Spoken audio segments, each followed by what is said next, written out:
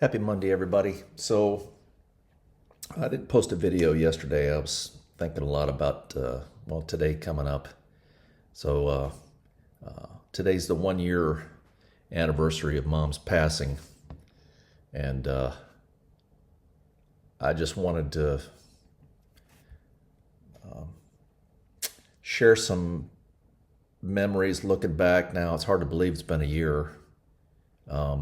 I wanted to share some thoughts on that last time, last 6 months or so with Mom, before she passed. Chris posted neighbor Chris posted a great video, and I certainly, I don't know if this will do it justice or not, but link up. I don't know where side to point to. One of these sides, link here to that video of her last moments and him being there, and I'll get to that and why I wasn't there. But I guess this was back in July of 2019, right after 4th of July. I was at home. I was getting ready to go out on a trip to India and to work doing my sim job. At the time I was working part-time traveling, and they mostly sent me to India to train their pilots. And this was right after 4th of July. I was getting ready to leave on the 5th, I think it was. I was leaving the next day, and called Mom and Bucky, and we're talking with them, and Bucky answered the phone. And I was talking with him, how he's doing and how everything was, and he sounded fine. But he said he was just talking a little bit about Mom and what she was going through and her cancer. And his voice kind of broke, and he just said, "Your mom's gonna be having a tough time, and she's gonna need you." And I said, "I'll be there, Bucky. I'll be there every chance I can get to help you guys out, whenever you need." And he said, "Okay." And he was getting ready to hand the phone over to Mom, and and I told him that I loved him very much, and he said he loved me too, and he handed the phone over. That was the last words I said to Bucky. But talk with Mom, and then I left for India, and I got there, and it's like a 24-hour trip to get there. But I'd been there for a day or two, and get a phone call, and it was Mom, and I was like, what's going on? And she said Bucky had died, and I just was shocked. I mean, it just floored me. And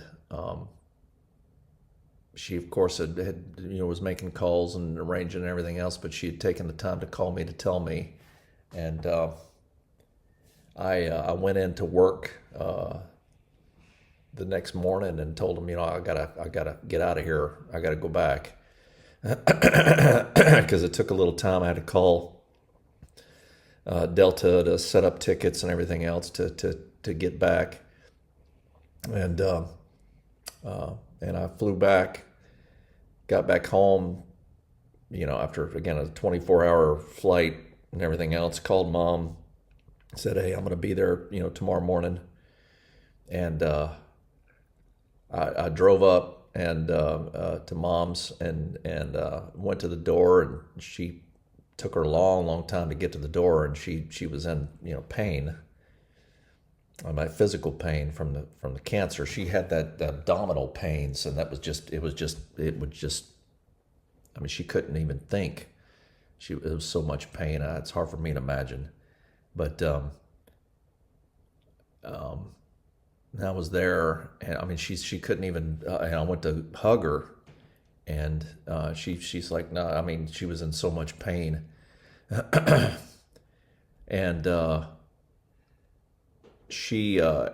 stayed with her for a week, and actually during that time, she had so much pain that that she called the ambulance, and the ambulance had come, and I found out, talking with them, that they had been there quite a bit, and they knew her, and her mom knew the one, and she's like, oh, I'm glad it's not the other one, because there's one that she didn't like or something, and didn't like the way he was and whatever. But this real nice EMT, um, took care of her, talked with her, knew her by name, Miss Phyllis, and but I remember they took her out in the ambulance and put her in the ambulance, and I remember the door closing, and I'm standing behind the ambulance, and I could look through and I could see Mom, and she made eye contact with me, and she had this scared look on her face. I'll never forget that, as it was driving away, and I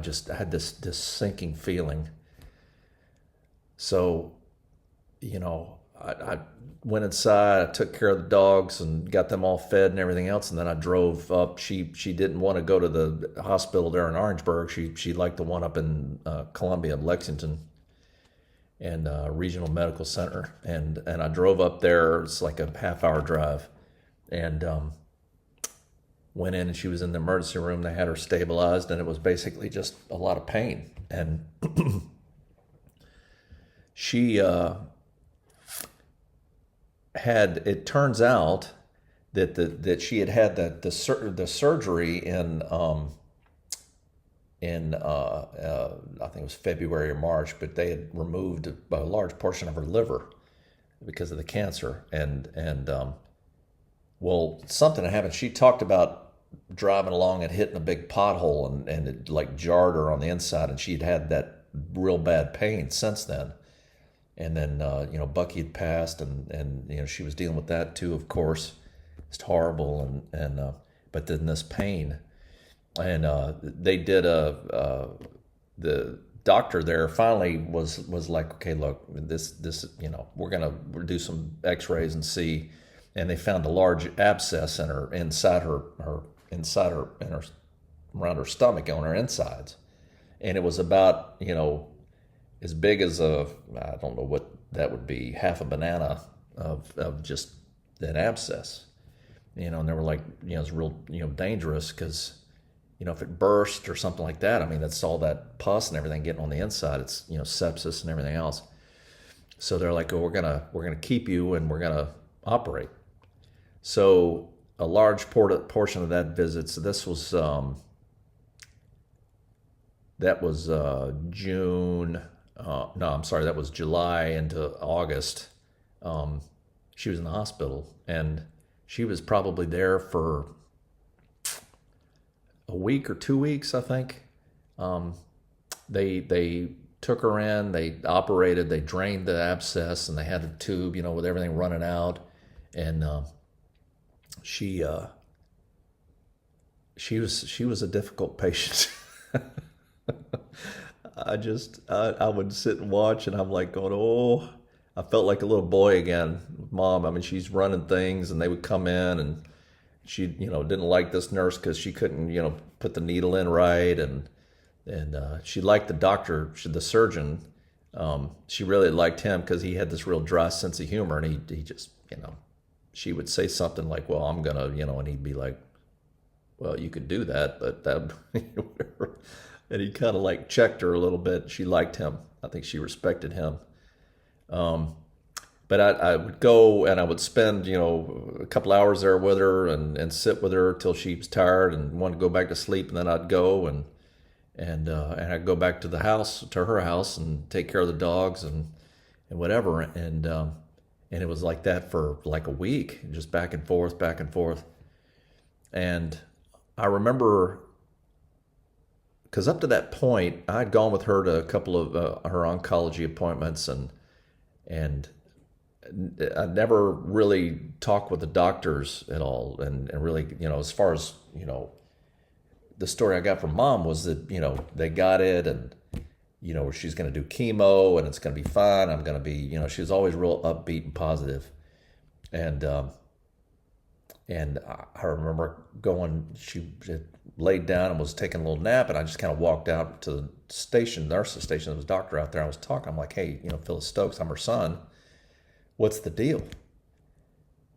And I had to keep kind of digging a little bit, and because the doctors never, they're never emphatic about anything. It's chances and well, this could well, possibly well, could be good, could be bad, could. I mean, it's always that, and not to belittle the doctor profession at all, but it's hard to get a straight answer because you never can tell with the human body, right? So.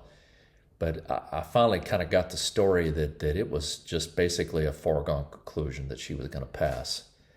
That this particular type of cancer, and once cancer gets in the liver, of course, all the blood in the body goes through the liver to be filtered and everything, and it just gets all over. And they were like, it's a matter of months. And so, knowing that. At least and it kind of helps shape some of the decisions, and I'm going to talk a little bit about that too, about kind of decision tree and how going through all the things that I went through with this situation and how basically it's like, at what point do you go through something like chemo and how it ravages your body, and your quality of life is just shattered during the time you're going through chemo and all that for something and that was kind of the thing was so you're going to go through all that and just be miserable and awful, and you're already weak, and she had lost so much weight because of in her liver, her body just wasn't processing food and everything, right? She just couldn't put on weight, and she just kept losing weight and losing weight. And at what point do you go, just be comfortable until the end?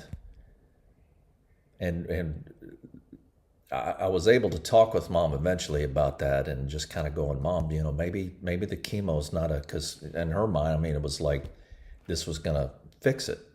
And I was gonna, I'm gonna live another 10 years, and you don't want to snuff out that optimism, but it's there's a point where you kind of like, you gotta. It's tough, man. It's tough talking with your folks about that and talking with somebody about that, and just, it's tough because you don't want them to die, And anyway,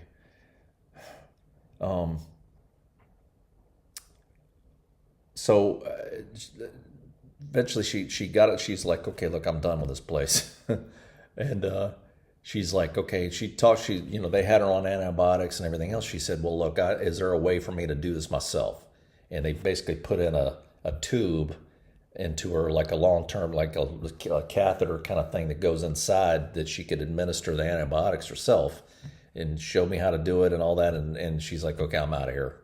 And so like, okay, Mom, I mean, you got 24/7 care here, but she's like, God, this isn't home. So she was released, drove back, and set her up, So at that point, and then she's kind of, it was a couple of days, and she's kind of in a groove, and everything was fine, and she was feeling a lot better because the abscess was gone, and she was feeling a whole lot better.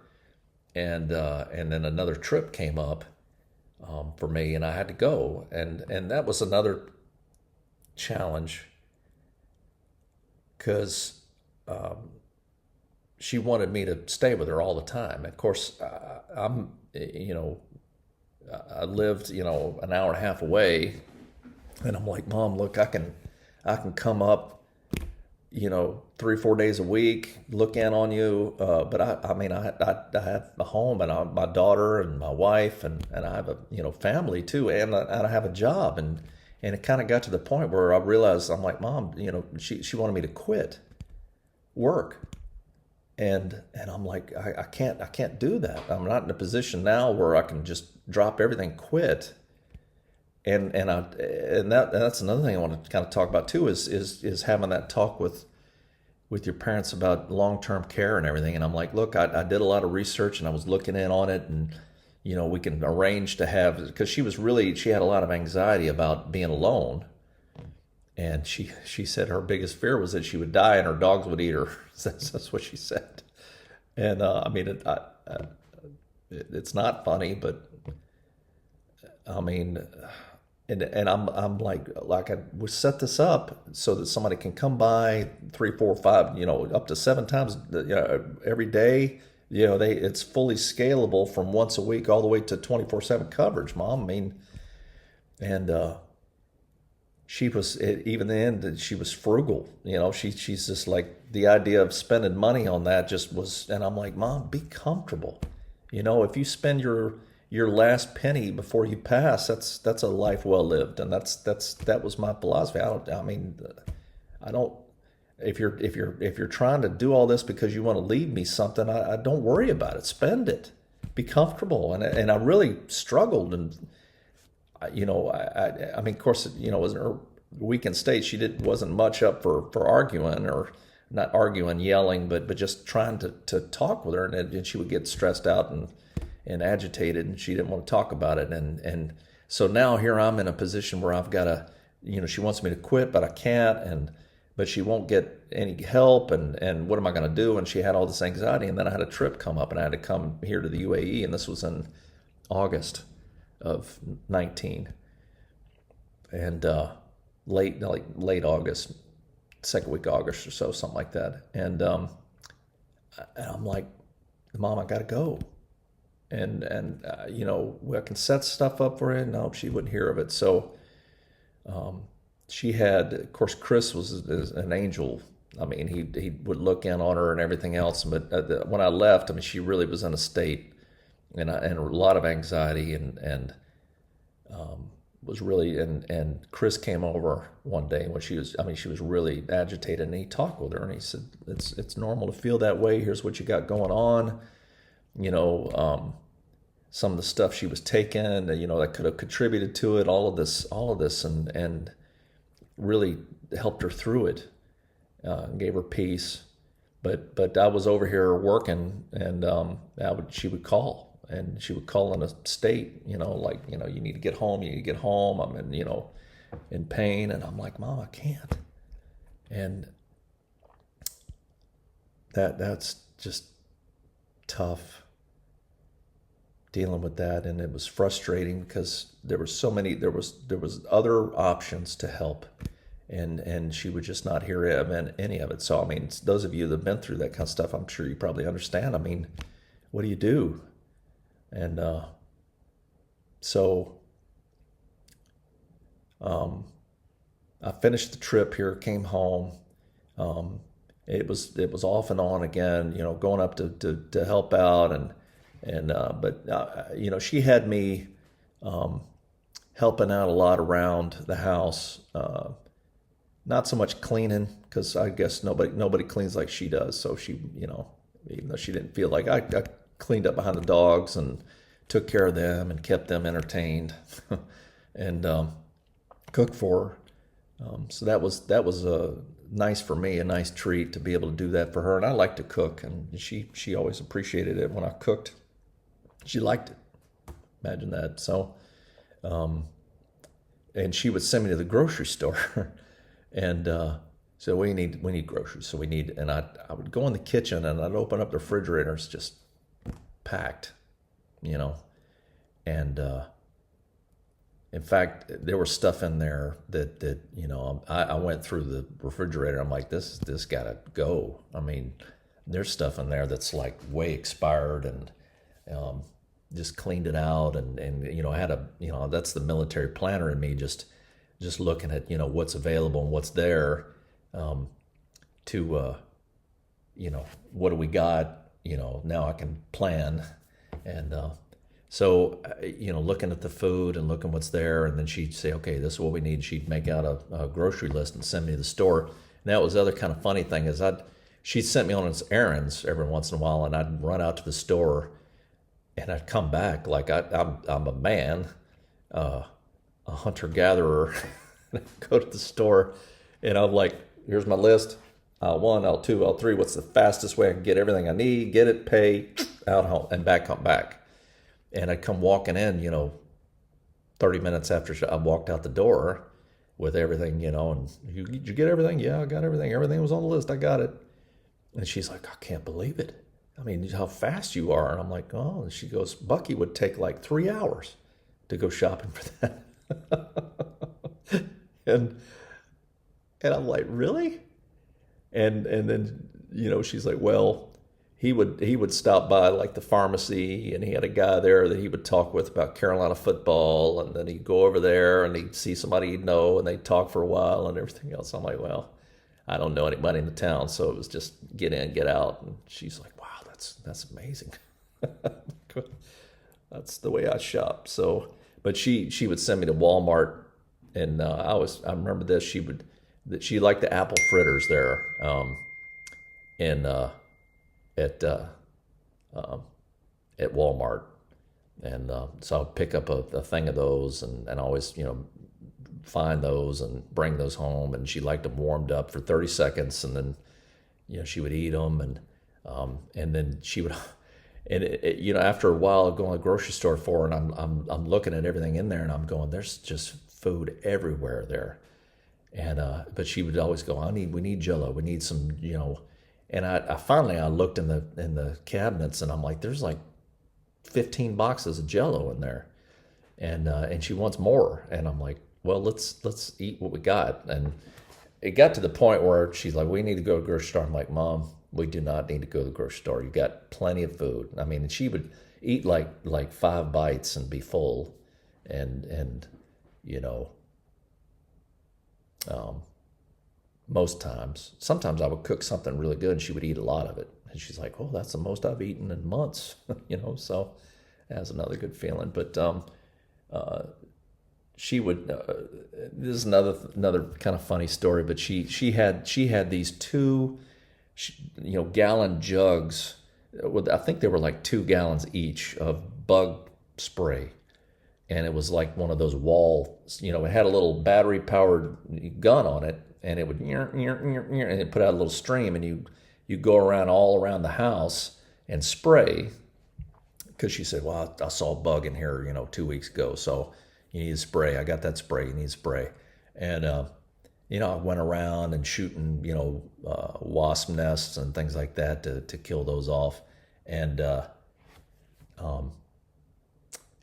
I had the one, and you get toward the bottom of the jug, and I'm going around nice and slow all the way around the house, and the battery starts dying in the gun, and it wasn't shooting, and there was still like a little bit left, and I'm like, oh, okay, well, I'll get the other jug. And you pull the little tab on it, and it has a battery in it already, and I started shooting it, and it wasn't working at all. And now I'm going out to the shed and taking it apart and swapping the batteries out. And you have any batteries? Yeah, okay, let me put it in there. Didn't work. Made the other one. I got through with that jug, and I got through a little bit of the other one before the battery completely died. Now I've got this, and I'm going, I'm not, because I'd started before, and yeah, I did the house. And she goes, well, how much is left? I said, well, half the jug. And she goes, that wasn't enough. So I'm like, well, I'm not walking in with an empty jug, with a full jug of bug stuff. So I'm like, and I got no other way. I had spent like an hour trying to fix this thing. So finally, I just unscrewed the top, and I was just walking around the house going, go, pouring it out. I'm like, there's not a bug within a half mile of that house with all the stuff I poured out. And came inside. She goes, did you spray? And I said, yep. Was there any left, Stephen? I went, no, ma'am. Nope, it's all gone. She goes, okay, very good. Go on, I won't tell her. Oh, but no, we spent hours talking. She was overwhelmed by all the cards and letters. And I mean, literally like 2 giant boxes full of cards and letters from all of you. And I would read them, and she was very particular.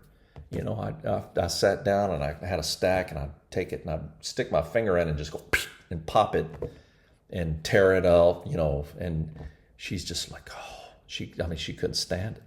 She's like, no, you got to take the scissors and you got to cut the end off so it's nice clean edge. And because that's from her bookkeeper days, that's what she would do when the bills and the invoices and everything would come in. She would she hated the torn envelope, and I'm like, okay, Mom, okay. But I would read letters and stuff, just like Chris said. I would do that too, and read letters from you and cards from you, and she was just overwhelmed. She couldn't believe it, and just the love and outpouring that all the things you guys sent. I'd show up and for a visit and help her out. She'd go, Stephen, can you believe somebody sent this? Can you believe? I mean, she just was floored. So I mean, thank you all for your kindness with that. But she talked a lot about. I asked her a lot of questions too, because I wanted to. I wanted to know, more about her side of the family, and my grandpa Burns, that was her maiden name. So, I pick her brain, just talking about, her family and memories she had and growing up and all of that. And she of course, I think when you get to that point and the end's coming, you reflect on your life and think about it. She just, I don't know, was there for her to listen to all of that and ask her questions about it. And she talked about Bucky's funeral and how that went and how moved she was and how beautiful it was. And she's looking forward to, well, she wasn't looking forward to, I look forward to that, but she was glad the decision she made of how she wanted to be interred. And she talked about that. She would talk about songs she'd like sung or whatever, and she just said it was beautiful. So you make sure that you video it, and she kind of caught herself and she started laughing. She goes, I was gonna say so I could see how it was. And she just laughed and we laughed, and I'm like, you'll see it, from heaven. But even to the end, I mean, she just, her sense of humor. But eventually it got to the point where she was less and less able to take care of herself. And finally, Chris talked with her and said, look, she's finally like, okay, I'll have somebody come. And she arranged for somebody to a service to come and by the house, and she wasn't real clear. I don't know if I don't know if it was like for her, like giving up or admitting that she needed help and it was hard for her to do. But she arranged for somebody to come by just to clean. I thought it was just a cleaning lady, but it's actually these hospice nurses that kind of helped, like, elder care type, setup. And the lady that came by the first, Alicia, I think her name was, but she came in and she shows up. She's like, hey, I'm here to do whatever you need, and all. And Mom's like, come on in here, sit down first. And she wanted to like interview her. And she talked her ear off for 30 minutes and asked her questions and how she grew up and was her background and all this. I mean, she's like, I just wanted to meet her, and talk with her. I'm like, oh, it's like you grabbed a tiger by the tail coming here. She's like, yeah, she's something. Oh, but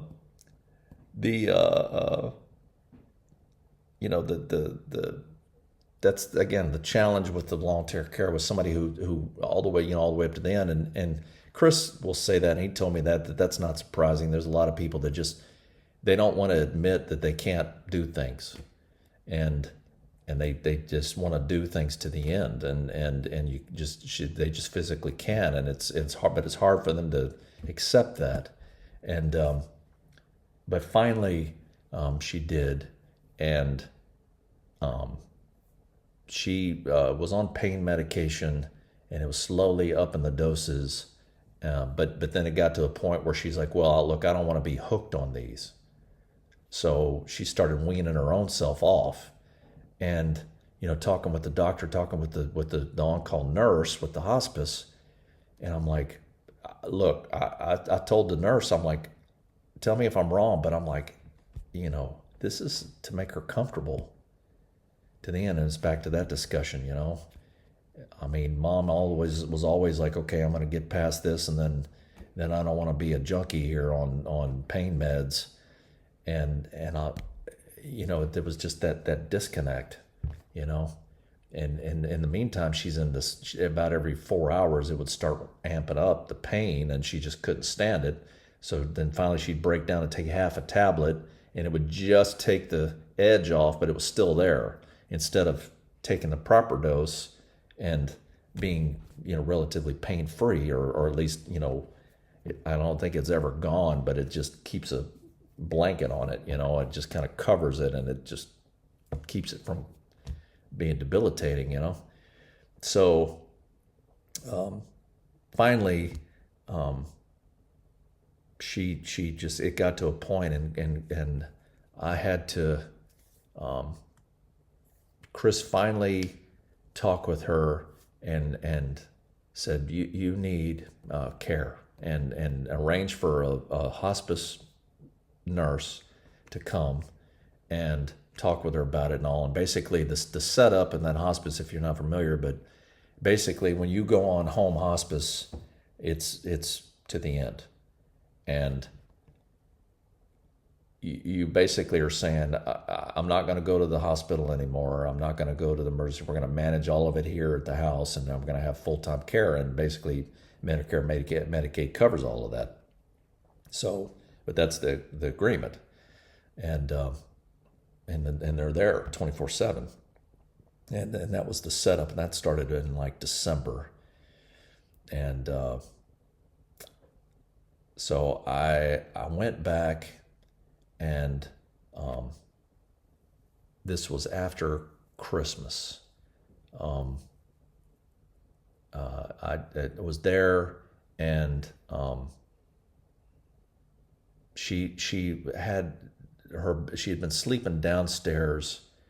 She had a bed, and she had put it downstairs and right next to the living room. So there was like 2 rooms that she was in. That was the only room she went into for like the last 2 months or 3 months. And her bed, though, was like really high up off the floor, and it was hard for her to get into it, and it was hard for her to get around. And so basically she'd go from the bed to the bathroom to her chair, and that was the 3 places she was.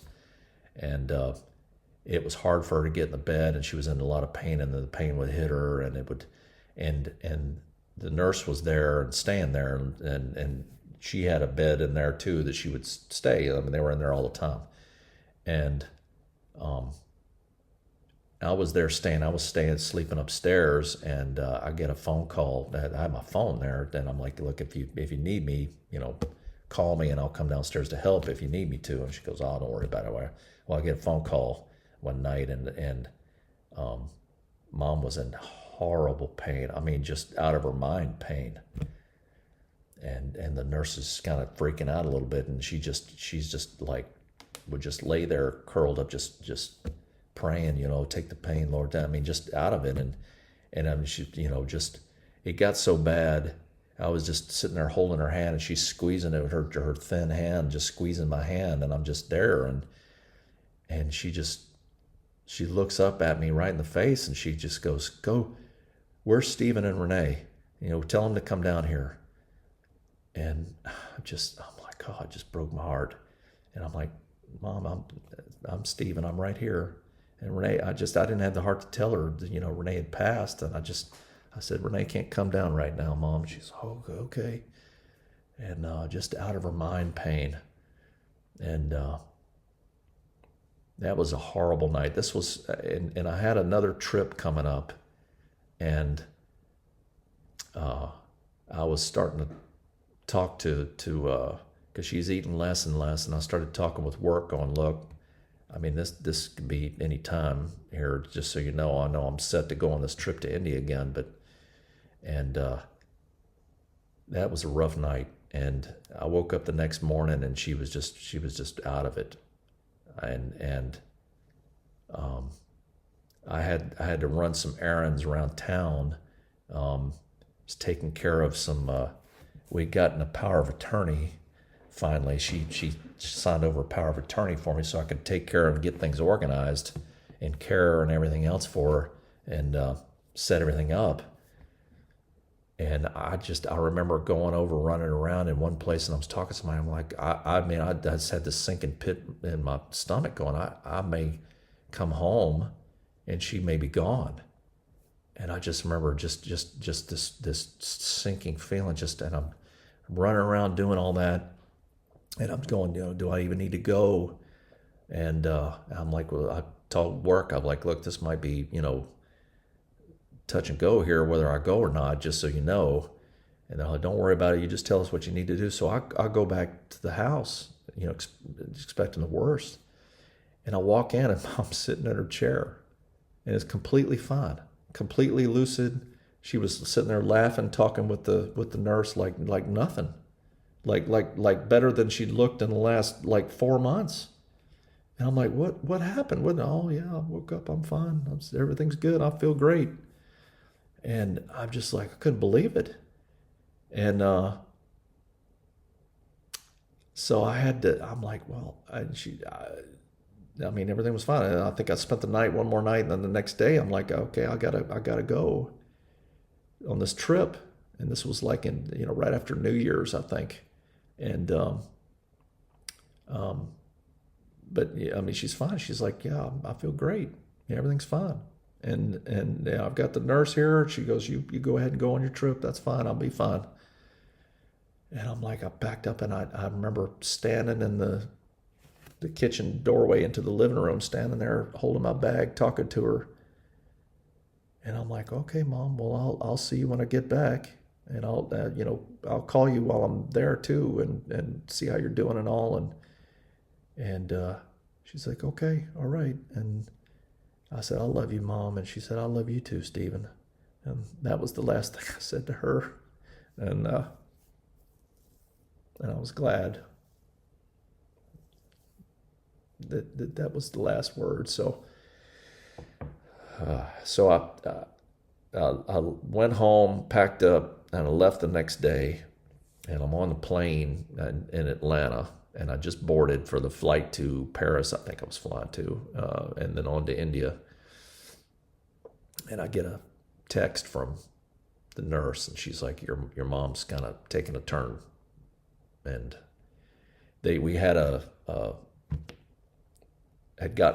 ordered a hospital bed, one of those powered beds, they brought it in. And and Chris would tell me, he said that's the last step.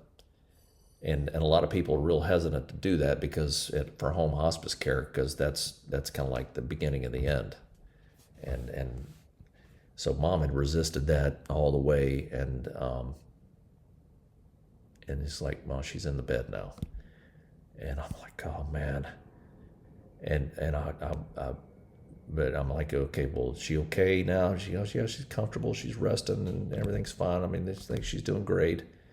But she went into bed. She had kind of a rough time last night, but she's okay now. And I'm like, okay, well, I'll be in touch. Please, and they were great. Between her and Chris, and I FaceTimed Chris a lot, during that time, and they kept, every day, how's she doing? And Chris's experience with that was invaluable, just to the clues. And he talks about it in his video too, just the clues, that the end's coming, and they stop eating and stop drinking, and the body just starts kind of shutting down, and it was obvious that after about 4 days, that finally I'm like, this is it, right? And he said, yeah, this is it. So I went into work the next day. I'm like, I got to go again. And I left early again. I was supposed to be there for like a month. And I turned right around and came back again. And I don't know that I ever told anybody this, but I was on the plane in New Delhi. We were taxiing out, and I was, you leave at like 3 a.m. there. So I'm kind of like just in and out, dozing. And I dozed off, and I swore I just heard Mom, going, Stephen, and calling me. And I kind of woke up, and I'm like, of course, Chris's account, for last time, she kind of the day before, she kind of slipped, was out of it. And I just always wondered if that was, her spirit calling out, just, wanting to say bye one more time or something. I don't know. But flew back, and just that was, what's going to happen, what's going to happen. And I landed in Atlanta, and I was getting my bag, and Chris called and said she had passed. And this was just right after, when he tells his story. And I had made all the arrangements. I'd talked with, because I knew she wanted to be buried green burial, so I had arranged everything with the coroner, the county coroner, and they agreed that they were going to hold her body there until and I'd arrange for the funeral for the cemetery, the green burial cemetery guy, who was great, to for the pickup and everything else, and how all that was going to work, and Chris again was a huge help, just putting the final touches on that as I was getting back home. And I got home. I spent the night, and then I drove up. I think that was on Saturday, and then I drove up Sunday morning, and met Chris, and we went right over to the cemetery, and they met us there, and we laid her in the ground and prayed, and Chris sang a beautiful song, and we talked and had a few memories we shared, and that was in there. She was there with her body, was there with Bucky's body, but they're both in heaven, and that's the way I look at it. I mean, she's not there; it's just a shell now. So, but I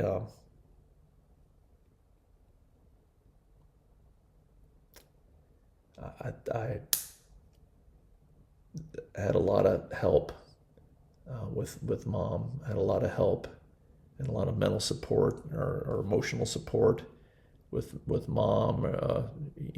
With Chris, with Renee, with a lot of people that have helped out, with my aunts and Mom's sisters, my Aunt Wanda, my Aunt Carolyn, and it was a great help to me with that. Of course, then I made the video a couple of days later where I told everybody, but that was a kind of because the word kind of got out, because people are looking what's going on, and then, some people, had done some sleuthing, and somehow some announcement got put up at the cemetery they were looking at up in the upstate of South Carolina, that, but it wasn't. It was at this other place, and then, they had posted, the Green Cemetery had posted something, and the word got out about that. I guess a Google search found it or something, and then, of course, people were starting to pounce on him.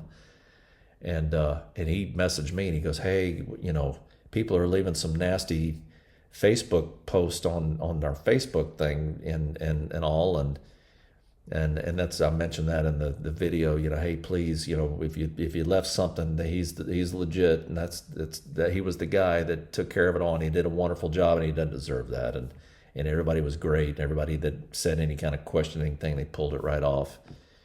And then it was taking care of everything afterwards, and the paperwork and all of the estate and all of the legal stuff and everything else, and that went on. I think that finally closed out in September, October. I think it's like 8 months from the time of death or something is when finally the estate closes out. But all of it, with the house, with the furniture, all of the stuff, there's so much involved, and thankfully, the job I had part-time, of course, then you had the corona going on this past summer, and there was no travel for me, so I had plenty of time to take care of everything. So it all just kind of worked out. But mostly, continuing on with this channel, and I know this is a long video, and I appreciate your patience, if those of you that are still here. But I just wanted to thank you for the blessing that you all have been to me. comforting me and the support and everything else, and continuing on with the channel. A lot of it's been silly and fun, and it's a little bit, I mean, I like to think I can continuing on with the channel in the same spirit that Mom did. Mom was, one of the funniest people I knew, and she could be silly, believe it or not. Well, you guys probably saw it a lot more than I did growing up, but she could be, and it always surprised me. I'm like, oh, Mom's, funny. She was wittiest in high school. What, Mom? And but just continuing on with this and all of the things and all the support and everybody that's just said such kind things to me and been there and supportive and everything else. And I just appreciate you all very much, and you all have been a blessing to me also. And I just with this 1 year anniversary, I'd like to think that this channel continues to be to honor her and what she did.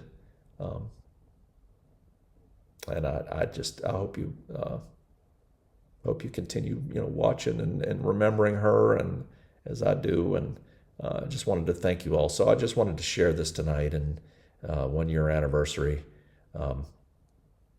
And I pray that God continues to bless you all, and I appreciate you all, and I hope you have a good time. And so we'll all hoist up our glass of sweet tea, toast Mom. Not nearly as good as hers. But thank you all very much, and I hope you all have a wonderful time, and God bless you.